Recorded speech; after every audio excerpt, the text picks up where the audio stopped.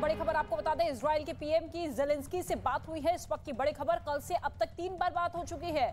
दोनों के बीच यूक्रेन संकट पर बातचीत हुई है। ज़ेलेंस्की और इजराइल के प्रधानमंत्री के बीच में 3 बार अब तक बातचीत हो चुकी है।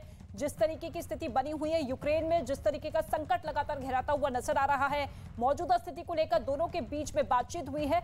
इस वक्त की ये बड़ा अपडेट आपकी टेलीविजन स्क्रीन पर। कल से अब तक 3 बार बातचीत हो चुकी है ज़ेलेंस्की और इजराइल के पीएम के बीच में। दोनों के बीच यूक्रेन के संकट को लेकर चर्चा हुई, बातचीत हुई कि किस तरीके से इस संकट को रोका जा सकता है, इस महायुद्ध पर पूर्ण विराम लगाया जा सकता है, क्या कुछ ऑफर बातचीत के टेबल पर रखे जा सकते हैं।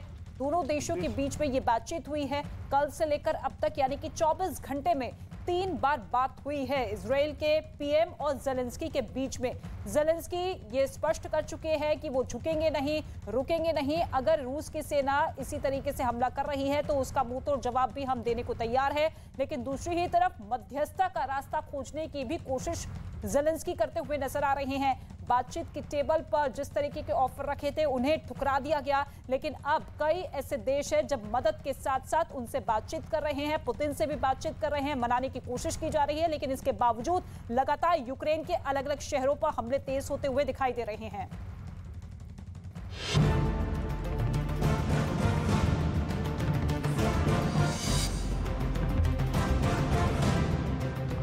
रूसी सैनिकों को रास्ते में ही निशाने पर ले लिया। झाड़ियों में छिपकर बैठे यूक्रेन के फौजियों ने टैंक से गोले दागे, जिससे रूसी टैंक तबाह हो गए।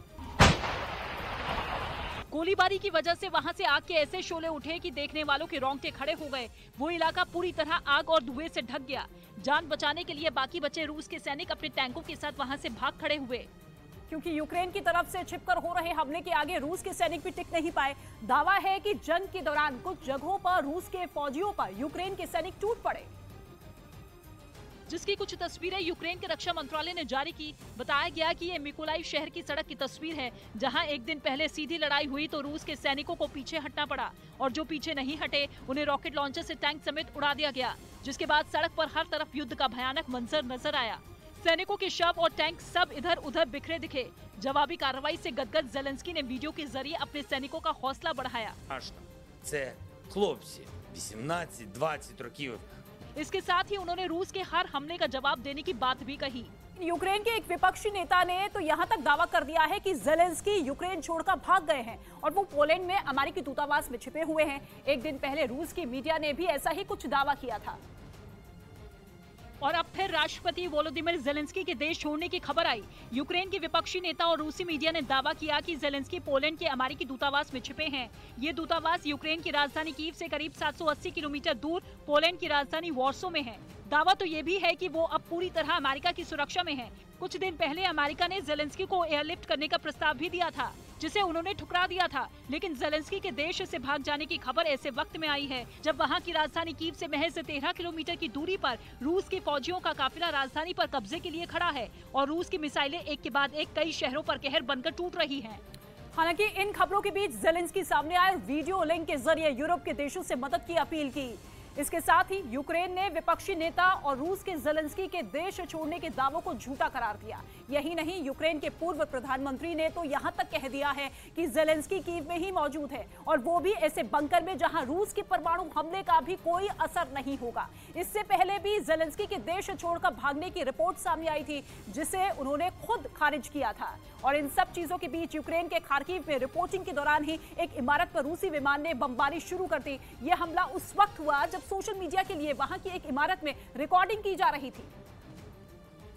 तभी रूस के एक विमान की आवाज वहां सुनाई पड़ी और इससे पहले की रिपोर्टिंग कर रहा आदमी कुछ समझ पाता, रूसी विमान ने उस इमारत पर बम बरसा दिए। बम के धमाके से इमारत का एक हिस्सा टूटकर नीचे गिरता हुआ नजर आया, जिससे बचने के लिए वो आदमी तेजी से वहां से भागा और अपनी जान बचाने के लिए वो भागकर उस इमारत की बेसमेंट में जाकर छिप गया।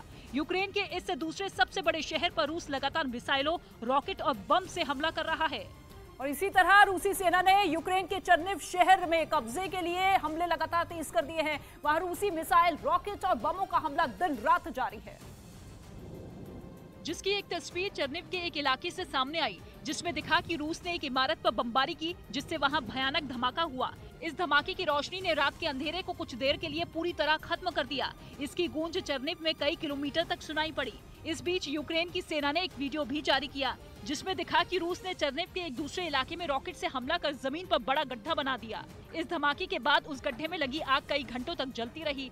इसके आसपास की कई इमारतों को भी हमले से भारी नुकसान पहुंचा। उस इलाके के ज्यादातर मकान खंडर की तरह दिखाई दिए।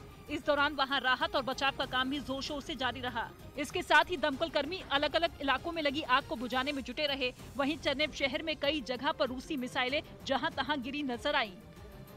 और इसके साथ ही यूक्रेन की सेना ने जंग के दौरान रूस के एक लड़ाकू विमान के पायलट को मार गिराया है। ये पायलट रूस के सुखोई विमान का था, जो इस शहर पर बमबारी कर रहा था। वहीं यूक्रेन ने दावा किया है कि उसकी सेना ने इस विमान पर हमला किया, जिसकी वजह से रूस के इस पायलट की मौत हो गई। उसका शव चरनिव शहर के इलाके में जमीन पर पड़ा दिखाई दिया, जिसके बाद यूक्रेन के कुछ सैनिक वहां पहुंच गए। इसका वीडियो यूक्रेन की सेना ने जारी किया। यूक्रेन के आसमान को नो फ्लाइंग